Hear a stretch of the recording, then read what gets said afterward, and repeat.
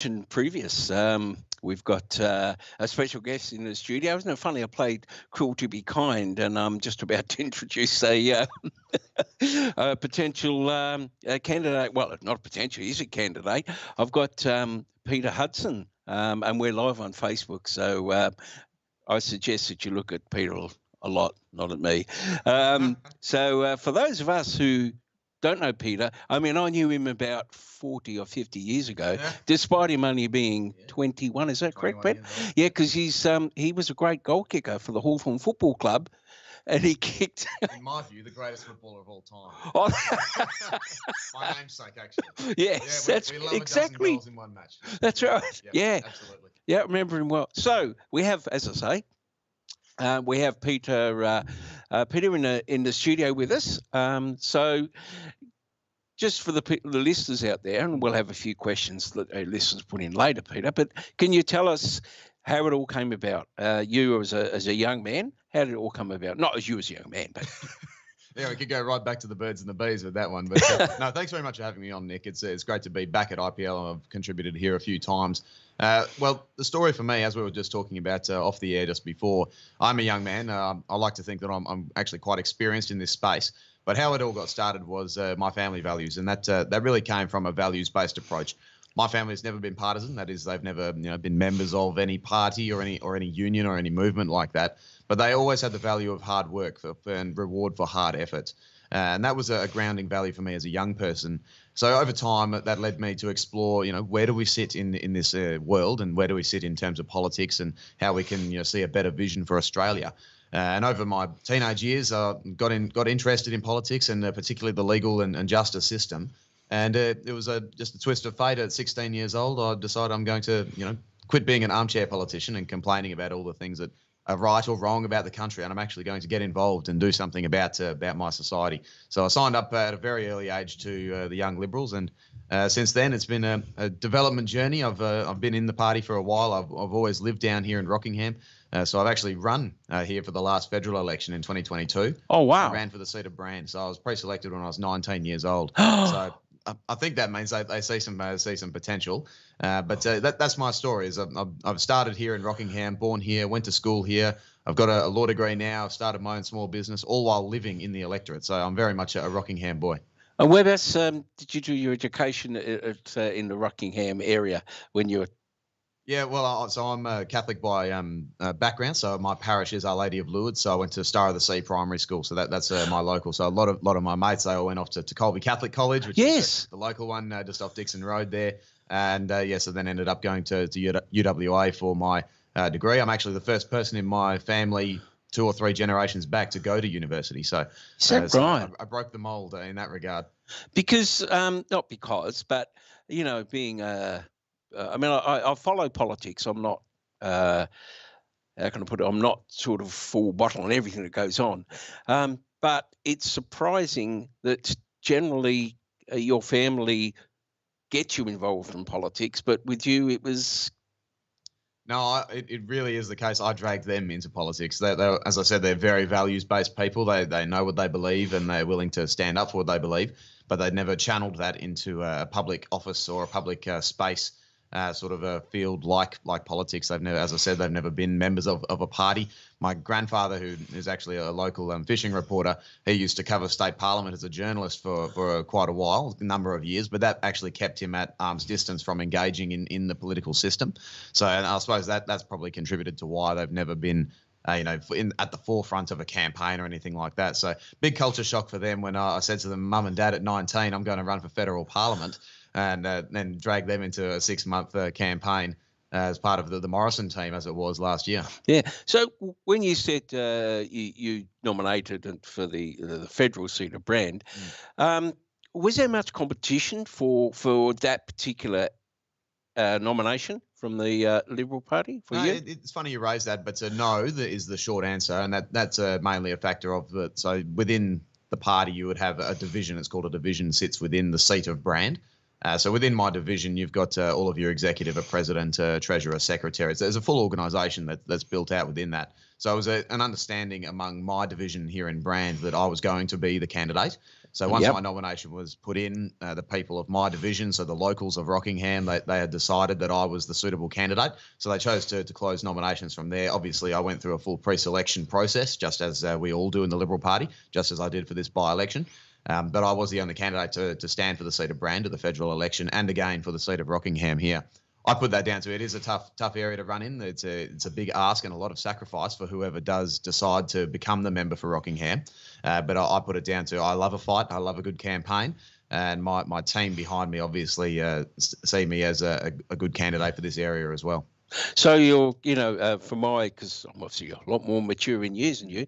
So I think it's great personally for people of my generation to see, and I think there was, if I'm right, there was somebody got elected at a very young age in the federal politics. I forget the bloke's name, but he was only, I think, 21 or 22 or something like that. Yes, yeah, and that was the 2013 election. I forget the gent's last name now. I believe his first name was Ryan from Queensland. He was elected at 21, so he's the youngest parliamentarian in the Commonwealth ever elected. He's not in there anymore. I believe he's in the consulting space now. But, I mean, we're always saying we need more young people in politics. Yes. I hear that from especially older generations all the time. So, look, here's your chance. I'm about as young as it gets. I think I would be the youngest parliamentarian in WA state parliament history if I were to be elected. But with that, comes the passion of youth. I think the former premier, he told us that during his shock resignation that he's tired and exhausted. And, if he is, then that's, kudos to him. He's had a big couple of years. But the fact is, I'm not tired. I'm full of energy and I'm full of ideas.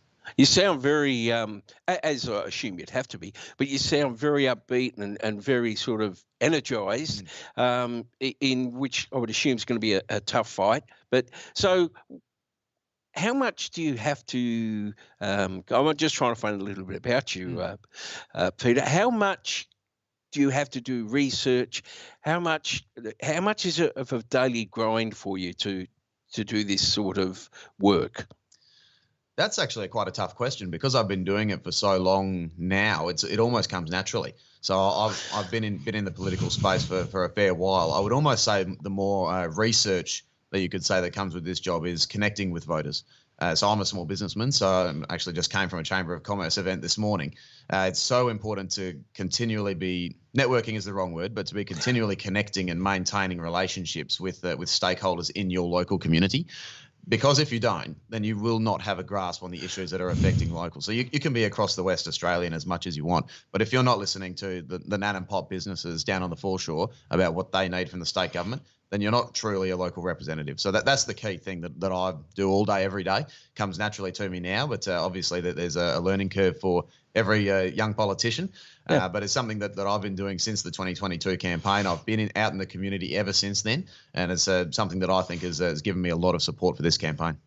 I think that's brilliant because, that's the thing. And I'm just like everybody else. I get to vote for the election, but and I obviously cannot say what my preferences are, but I do like the thought, no matter who it is, that I can go up and these people are accessible and they understand. Now, my generation, and I've talked to people who have got families, so I'm across a broad spectrum too. I've got kids who've got kids, and that's what's important to them as well. So I think what you say about connection is it can't be understated, can it? No, absolutely not. And you really do have to have a local representative. When I say local, I mean a true local. Yeah. I think that this campaign has really highlighted exactly how important it is to have someone who's active in the community, is known by the locals, is accessible. It's important to have for example, the president of the Chamber of Commerce can just give me a call anytime and we can discuss what local projects that I'm looking at this week and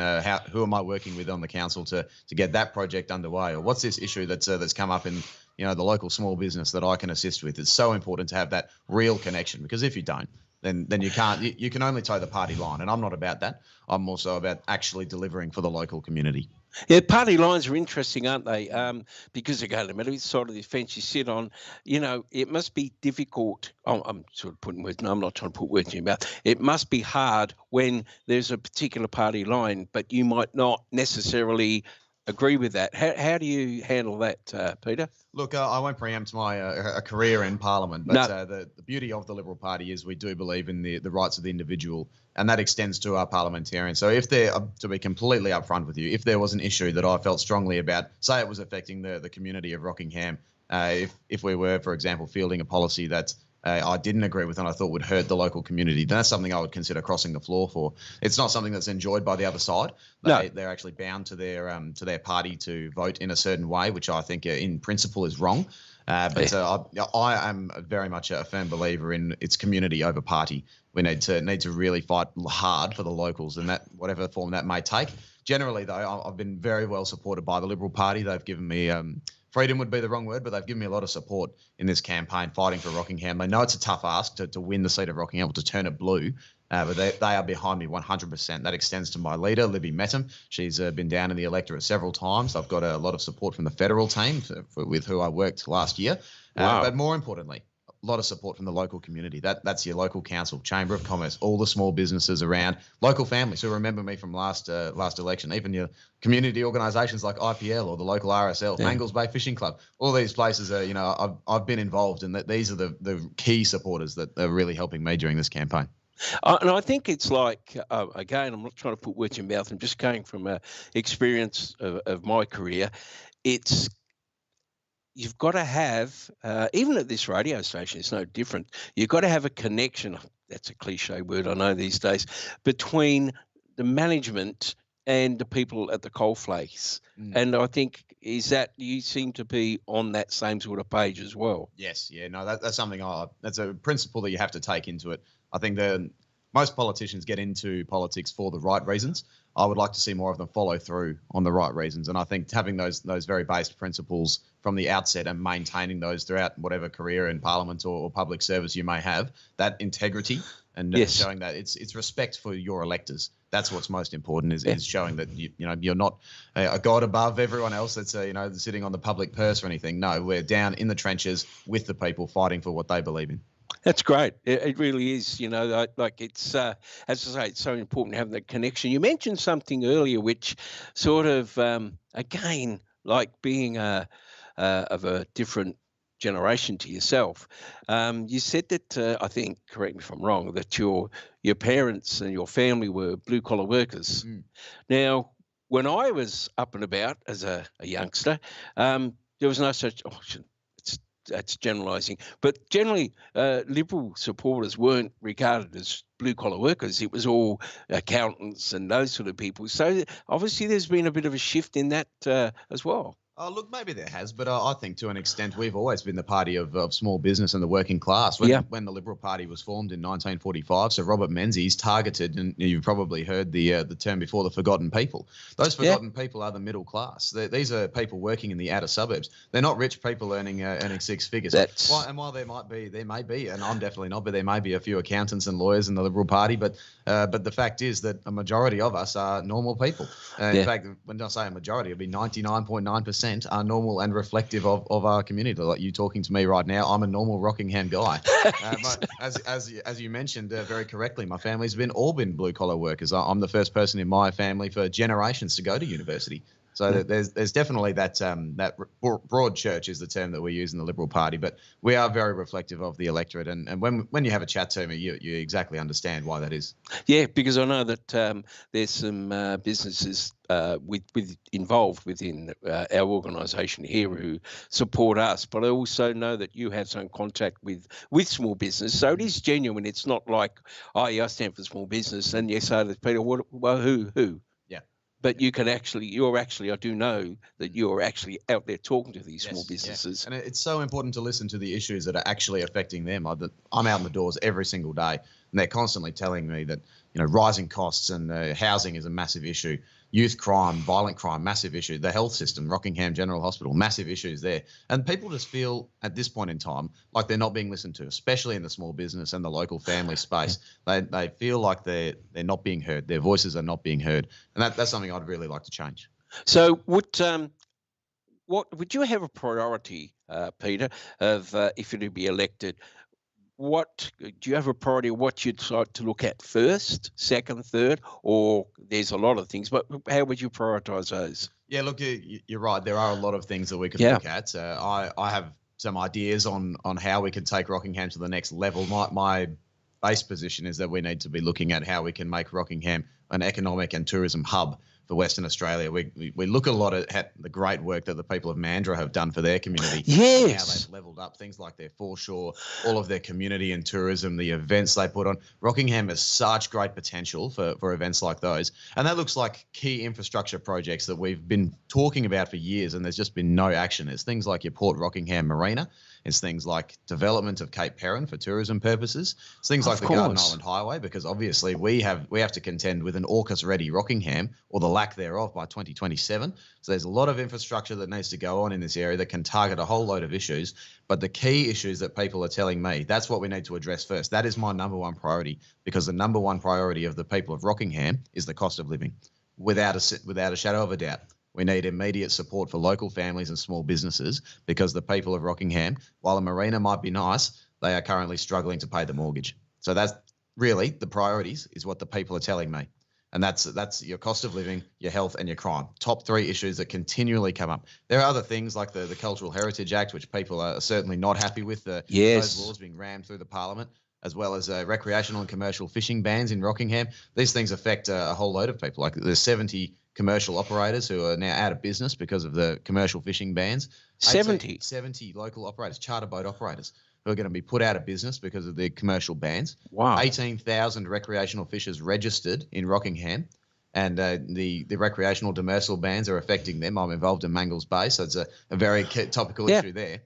But this is the things. We need to set our priorities not on what where's the funding and what's popular for the rest of the state. We need to look at what is important for the people of Rockingham. What do they need from the state government, and how can we help? Do you think? We had. This is something I learned. We had Hayley in here the week before. This is the Independent, and she said something which I'm assuming what you were on the same page as regards this subject, correct me if I'm wrong, that because it's been so Labor here, Labor don't worry so much, that's just her opinion, they don't worry so much about Rockingham because it's safe. And are you sort of saying, well, if we can get some oomph behind here, they'll have to look at us. Is that? You're exactly right. And that's something that Hayley and I have discussed, and I think we are on the same page.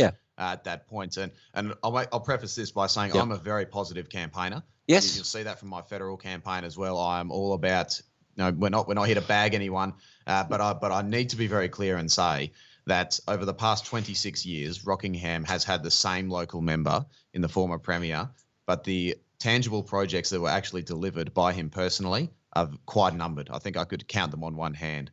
So he's resigned Parliament, he's resigned the seat, he said he's tired, he's exhausted. So the people are telling me on the ground that because of those factors, it's time for a change. And Hayley's obviously running independence, and I'm running for my party because of what I stand for and what I believe in. But the fact is that I think that she isn't, and I'm not tired. That's the key, is because we need someone who is a true local, someone who's passionate about the area, experienced in public policy, and can actually stand up and advocate for the people in the state parliament. I think that's brilliant. When I say that's brilliant, because I think that's so important that, as I say, I learnt that last week because I thought, it's, Mark McGowan's here, he's Premier. If he snaps his finger, we'll get everything. But I didn't realise it's actually the opposite, because it's so been entrenched with Labor people. You don't get maybe that funding that perhaps we should. And it was very interesting you mentioned, because I used to volunteer with Meals on Wheels, and our run was down Mandurah, and like you said, the infrastructure around that foreshore. I think last time I went there had like someone was making gin as on the foreshore, and you see it, and they've got the charter boats going up and the Christmas lights and all that. And so I haven't been Rockingham all my life, but I see the potential, and we've got such a lovely shoreline here, and it seems to me underutilised. Would it be fair to say? Absolutely, and I think it's probably in the last 6.5 years since the Labor Party came to government, that Rockingham has been the most under-resourced and the most neglected seat by WA Labor. And that's not me saying, that's the local council saying that, the Chamber of Commerce. Really? All sorts of people saying that Rockingham gets nothing because it's such a safe area. The Premier would actually justify, we can't spend anything here because it will look like he's putting money into his own backyard. So Rockingham got nothing. There was a great opportunity for us to have the Premier as our representative, because you're right, we can snap the fingers and we're going to look like Mandurah. But the fact is, those projects weren't delivered, and people are quite disenfranchised because even though there are a fair few rusted on Labor voters in this area, they are even feeling disenfranchised because they got nothing. And it's even represented in the candidate that they've picked for his replacement, in quotation marks. There's been a fair few rumblings and resignations out of the Labor Party because it goes back to that connection to local community. Where is the connection, and where is the local plans for development, economic, tourism, whatever it may be in Rockingham? And this is nothing. And I say I'm completely, completely try and put this in context, how people vote with that. But I was speaking to my sister who lives in Mandurah. Now, my sister's like myself in that she is not politically aligned, and I never have been either.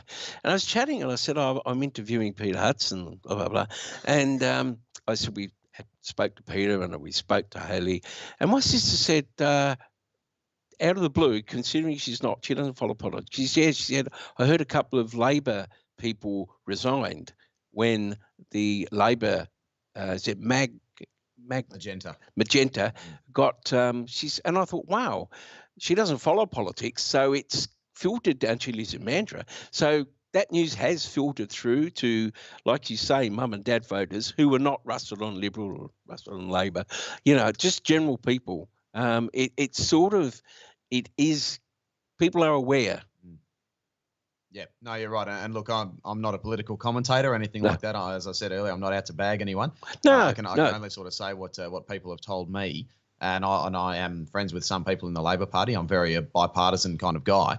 But there have been people that I know within the Labor Party, even very high profile ones who have cut ties, and some of them are even working on my campaign or the Independents campaign. Are you serious? Because they're disenfranchised and they want a true local to be representing them in state parliament. So make of that what you will. I'll let the punters speculate as to what that means. As I said, I'm not a commentator, but that's what I've heard. But I'm here. I'm just squarely focused on delivering for the people. Yeah. And again, not being in Mandurah all that long myself, but it is such. In my opinion, again, I'll throw it over to you. It is such a underutilised, is that the right word? Underutilised part of West Australia. Like you mentioned Rockingham, and people, it's full of, this. And I go, when was the last time you were rocking? Oh, mate, 10 or 15 years ago. Right. We have got such a potentially brilliant place. I send my friends pictures of the foreshore, and they say, how much does it cost? Blah, blah, blah. And I tell them, I can't believe. So the potential here, it's huge, isn't it? Yeah, Nick, you've hit the nail on the head. We live in one of the most beautiful places in the world, and anyone who actually comes down to Rockingham is that they're blown away. It used to be a holiday town 20, 30, 50 years ago, but now it is very much it can be an economic hub of Perth. It could be the city in between Mandurah and Perth. Exactly. Not just somewhere that you bypass on the freeway. No. We need to become that place again, because we were back in the day. Yes. We used to be a tourist hub. Everyone used to come here. We had Penguin Island. Obviously, there's been some issues with that in the last couple of years.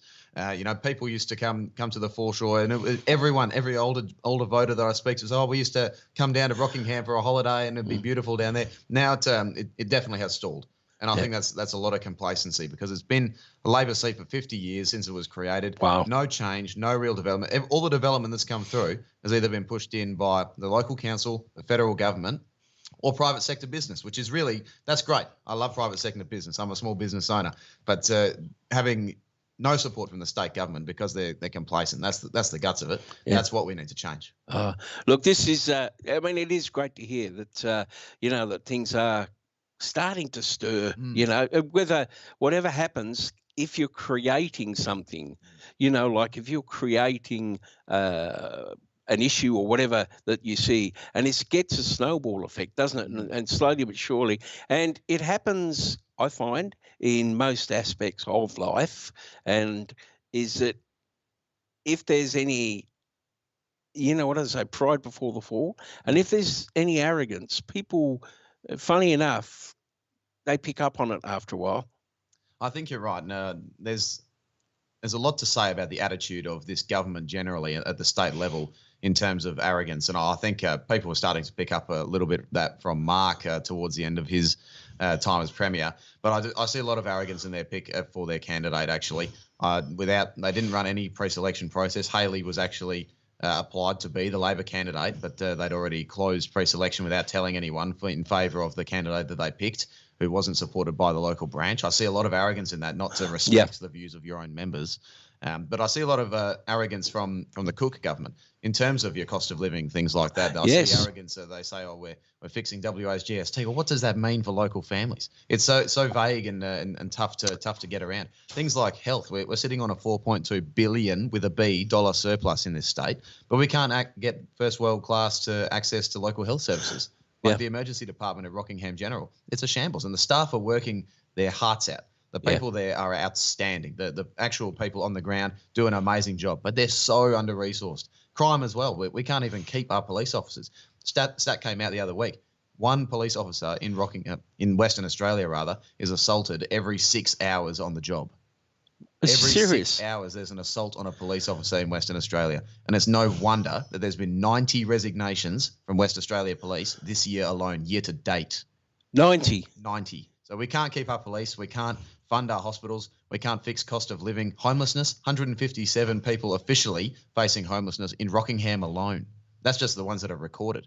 So we're sitting on all this money, but there's this arrogance that we can't fix all of these issues locally. I don't think it's good enough. But that's what I'm hearing on the ground, is people are sick of these issues. They're continually coming up. We know that WA is the richest it's ever been. We are the richest state in all of the country. We are the powerhouse for the country, but we can't fund the basic services that locals and small businesses need. People are waking up to that fact, and I think they are telling me it's time for a change. Oh, that's great. Hold on. That it's not great that there's only, but it's great that that you're behind this move to actually improve Rockingham. That's great, Peter. Look, we've had a few people who have zapped in some questions. So if you do mind, can I fire some questions? Fire away. Okay. This is from Teresa. What does Rockingham need most from a government? What does Rockingham need most from a WA government? That's from Teresa. From a WA government, yeah. Well, Teresa's got a really great question there. There's a whole load of things that the WA government could do for Rockingham, that they should do for Rockingham. But I think the number one priority that they need to sort out immediately is cost of living. I cannot tell you the amount of parents that I've had nearly in tears in front of their children talking to me because they don't know how they're going to pay the mortgage, or they're going to have to choose between putting food on the table for their children or paying the power bill. I think that is the number one thing. Before we can get into we've got all these great plans for infrastructure in Rockingham. Yeah. We can get all these projects underway. We can address the crime and the health issues. But the number one thing is we need to address the cost of living immediately. So from a WA government perspective, Teresa is so right that we need to absolutely be focusing on the top issue, and that is cost of living. That's what the locals are telling me, and that's why I'm fighting for them. Well, thank you, Therese, for that question. Another one, where and how can the government get some urgent housing into Rockingham? Again, from Teresa, she's talking about a caravan park, homeless emergency accommodation, and low-cost apartments. Yeah, no, it's a really great question, and it's a complicated one because it affects all three levels of government. So there's obviously a fair bit of this bubbling around in Canberra at the moment as well. The Albanese government said they're going to build 30,000 social houses over the next couple of years. Somehow there's a plan there to house 750,000 migrants over the next 2 years. I don't know how those numbers are supposed to work out. But the core thing that Teresa's getting to there is the supply. There needs to be more supply of houses, and part of that is land releases. So we've got the federal and the state government. We're now getting into the local government areas as well, because they need to actually release the land for developers to come and build on those areas. So that means from a state government perspective, we need a local member who can engage with the mayor, Deb Hamblin, who's well across this issue, as well as the rest of the council on identifying areas within the city of Rockingham. So Rockingham, from the council perspective, encompasses Rockingham, which is reasonably well built out, but also some large suites in Baldivis, which are absolutely ripe for the picking for supply of houses locally. So it needs to be a local member who can work with those people and those stakeholders to actually get land released. That's obviously going to work with the federal government. We're going back to that third level of government for funding for those social houses. I think that needs to be a number one priority. I don't think there is enough social houses on the ticket for construction. They need to be getting underway immediately. From a state government perspective, we can look at more homeless emergency accommodation. That's houses that are already built or accommodation that is already built. But we can also go back to the private sector. There's a lot that happens in the charity space, and I work a lot in the charity space that deals with homelessness, whether it be your RSL or the Salvation Army or whoever it may be. You've done Meals on Wheels, so you know all about those kind of services. I'd like to see more support for charities that are already set up, like Coastal District Care and places like that operating off Leghorn Street. There's all these services that are available. We just need more support to be able to get that out to more people in the community.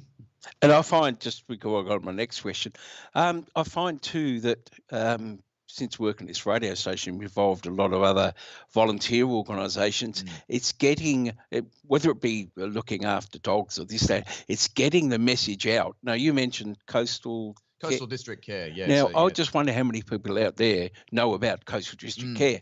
And so it's getting that message out there. Is that difficult? It's a huge part. And I think I've done my best to get organisations like IPL and the RSL and others out and about on, through my channels, on my pages, even though I'm not a superstar. I don't have the following of Mark McGowan or anything. But I've done my best to push out these the real local organisations of Rockingham. That is a huge issue, but the number one issue that they're telling me is that they can't afford rent.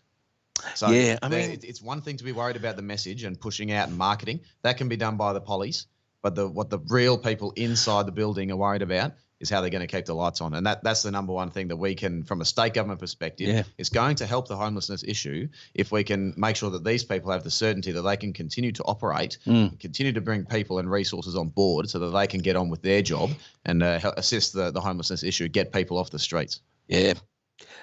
Here's a little bit of a question. This is from Alan, and this is a soft question, I think so. Alan said, what do you do to unwind? Yeah, it's a great question from Alan, and to be completely honest, there's not a lot of unwinding at the moment for myself. It's a very intense job, but that's the job that we sign up to. So it's not having much leisure time is something that I'm prepared to sacrifice. But when I do, I'm actually really, really big into mixed martial arts. So a lot of people will think back to the old cage fighting days of the UFC. Oh, geez, That's actually my greatest hobby when I'm not doing politics or working or studying. I'm actually in the cage or on the mats and fighting. So you can say I'm literally fighting for Rockingham. But I was actually fortunate enough recently to travel to the Gold Coast with my team for the Judo Australian National Championship. So I've ended up picking up a silver. For the national championship. So that was a fantastic experience for me. I've only been doing judo for just over a year. So to go to the nationals and take silver, I was quite happy with. But my native sports are in your Brazilian jiu-jitsu, a blue belt in jiu-jitsu, Muay Thai, and all of your traditional MMA fighting. That's my main hobby. Outside of that, if I'm not fighting, I'm fishing with my granddad on Coburn Sound. Oh, that's lovely, isn't it? Everyone in Rockingham loves the coast. It's a huge part of our lifestyle. Yeah. So he's lucky enough to have a boat. He's a fishing reporter, so we go out there. And it's abalone, crayfish, squidding, whiting, snapper, whatever we can chase. We love to get out on the water. Out of Mangles Bay, there's a bit of a shout out to them. So between those two and working on some old cars with my old man and things like that, there's not much else leisure time available. But, what sort of cars does your dad have? I mean, so we're members of the Veterans Car Club of Western Australia. Yeah. So we're part of the military section. Since I was about 8 years old, we've been working on a 1954 Daimler Ferret Scout car, which was used by 10th Light Horse. They're light cavalry. They never went overseas, but they were used by the Reserve Regiment over here for many, many years post Second World War. So we worked on that. We finished that one up. We've done up a Bren gun carrier, which has seen action in Africa and other places like that. So that was used by Armoured Corps. And we are currently doing up a Willys Jeep, a 1943 Willys Jeep, which everyone will have seen. But that's more of your like old school 4-wheel drive sort of vehicle like that. So we bring these things from literally rusted out scrap hulls with lots of tender love and care, blood, sweat and tears, and a couple of swear words. We bring these things back to life, and you can actually drive them around. It's great. I would take the Jeep or the Ferret round to the RSL and show the old boys. This is what we've been able to do with a project like they would have used back in the day. So really fulfilling with my old man as well. A good thing about that is, Peter, is that, we're chatting about politics, and it's very, very important. But it's good now, so people know a little bit about you. Apart from you're doing cars up and this, that, the other, and after you leave the studio, I'm going to put Kung Fu Fighting on by Carl Douglas. That sounds great. That's a great one. Yeah. Okay, so I think we may have covered this, but if you want to reiterate, that's fine.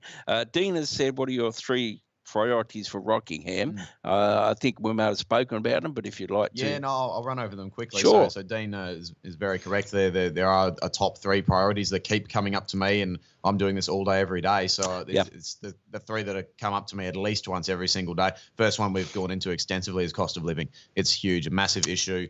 The state government can be working on that. So can the federal government. Even the local government has a part to play. That is the number one issue affecting local families and small businesses is the cost of living. That can look like your rent, mortgages, utilities are the big one at the moment. We're seeing a lot for power and water. And obviously we've got rate rises on the way as well. So that people are getting hit from all sort of directions. But then the other issues we've touched on briefly, youth crime is up massively. I've worked in small business and I've seen firsthand the impacts of youth crime, but also violent crime is up across WA, but particularly in Rockingham, up 28% since 2017. Seriously? Yeah, it's up 28% since, and at the same time, we don't have a 24/7 police station in Rockingham. But places like Mandurah, Midland, Armidale, they all do. So so that's what locals are telling me is we need more police presence and an actual funded station here in Rockingham all the time. Jeez. But, again, it's got, me being a local resident, I'm learning all this, it's good, And fortunately, most people won't learn these the hard way unless they're directly affected by it. But that's exactly right. That more and more people are becoming affected by it. And so exactly that's right. And it's the same thing with the hospital. My granddad had to wait about 4.5 hours before he was seen to someone at the emergency department of Rockingham Hospital. And then he had to wait another 2 hours for an ambulance to go up to Fiona Stanley Hospital because they said there's no beds for you.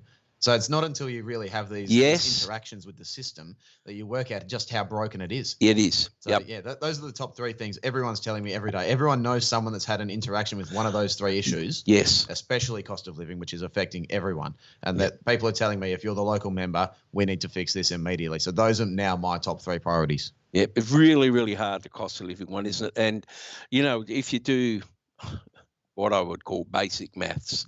I think generally, I think it was on the news last night, the rents on average $550 a week.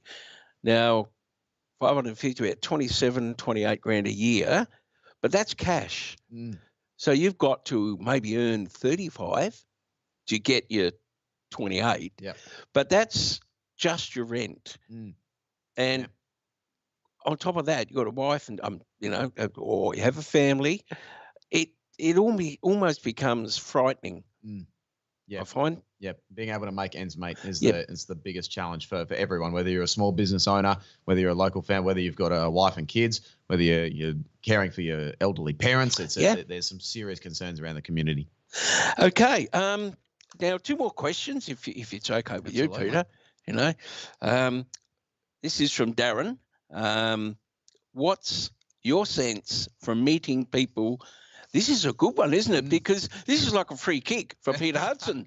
This is a free kick for Peter Hudson because it is. It's a free hit. What's your sense of from meeting the people in the community? Yeah, well, thanks very much, Darren, for your question. It's the short answer is it's been fantastic. There's been such a great reception, partly because people remember me from the last federal campaign. Yep. But more importantly, I've stayed engaged with the community since then. So obviously that finished up in May of last year, and I've been working every week in, week out with local organisations to make sure that I'm still keeping my finger on the pulse, still meeting new people, still listening to what locals are telling me in the area. So being able to announce I'm running for Rockingham, the first thing that most people said is, how can we help? That is inspiring to me because that shows me that I've got a real groundswell of support and from a very broad cross-section. Yeah, that's very important. That's the key. I've touched the hearts of lots of people in Rockingham from all different sorts of backgrounds. So the reception I've been getting has been great so far. Lots of support from within my party, but more importantly from the people on the ground. Yep. There was definitely a palpable shift in the tone of voters once Mark had resigned. It was almost like the gates are open again. The race is back on.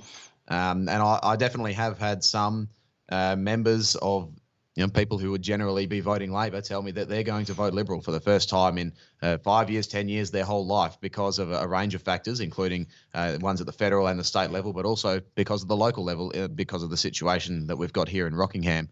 So there's been an outstanding swell of support. Yeah. Even some journos are actually telling me that this might be game on, because we've got a high-profile independent.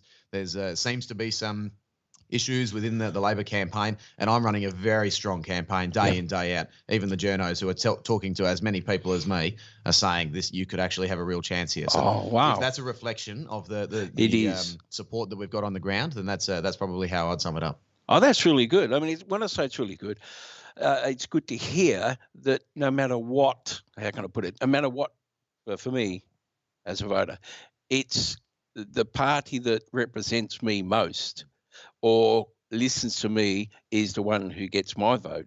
And I think, like you said before, you got rusted on Labor, you got rusted on Liberals. That. It's the people like perhaps me and other people out there who are non-aligned, and they can take from this, like you coming in and people listening on the radio. That's what a lot of people want to hear. Yeah, absolutely. And then we go back full circle to that point of connection. Yes, we do. That's exactly what we're talking about is actually getting out there and talking to people, listening to people. It's one thing to be able to talk well. A lot of politicians can talk well. Not a lot of them can listen well. That's what we need in Rockingham, is someone who will listen first, fight second. And they're going to fight for the people, not for themselves, their career or their party. Someone who's going to fight for the community. That's what we need. Well, and just last question, this is from Sarah. How would you improve the mental health sector? Well, it's a very broad question. Thanks, Sarah, for the question. It's a very complex one. We could actually spend a whole day talking about it. From a state government or a by-election perspective, I think there is a fair bit that we can do. Obviously, engagement with organisations like your Lifelines and your Headspace, that's huge. However, that is more so covered by the federal government in recent history. They're the ones that do most of the funding in that space. But as a young person, I see the importance of engaging in the mental health sector, because it's so common, and you probably have this experience as well. Almost all young people will have a brush with mental health issues or encounters like that, or their family members do, or someone's engaged in an issue surrounding mental health. It affects everyone, and even if you're not affected by mental health issues, the knock-on effects of people of the society, that it will ultimately affect you through the society, through those macro factors. So I definitely understand the importance of, from a state government perspective, engaging with that space. We've obviously got Rockingham General Hospital has a mental health department. They do some great work in there. I know people who have gone in and come out of that department, and they do some outstanding work. But it returns to my point is overall, Rockingham General is so underfunded and under-resourced that they can only get their message out so far. So we return to this issue of macro ideas of how the state government can affect issues like mental health. It's engagement with the local departments at the hospitals, or your Headspace, or whoever's running the local services in your area. And to be fair, there are a fair few not-for-profit mental health services around Western Australia, and including in Rockingham. I've spoken with them. Number one thing they're saying is they need more resources from the state government. Again, they're worried about keeping the lights on, so that limits the impact that they can have. Recently, we've just appointed a new mental health commissioner in Western Australia, so I do see some real opportunities there. This is an opportunity for the state government to turn around the track record that they have with mental health, which in my view has been lackluster. There's plenty of money floating around in Western Australia, and the fact of it is that they need to engage better with the Mental Health Commission and the locals on the ground to actually deliver mental health outcomes that are practicable for the community. So I know it's a roundabout answer to where we're going, but it's such a broad issue that I think we just need to see a shift in mindset on how we approach this issue from a government perspective. Society is well behind it. In my view, everyone is keen to alleviate the stresses of mental health issues. I think that's not a controversial statement. But like all the time, private sector is always ahead of government. We need to catch up. We need to do better in engaging in that space across all levels. Well, just as we do before we wind up, a couple of things.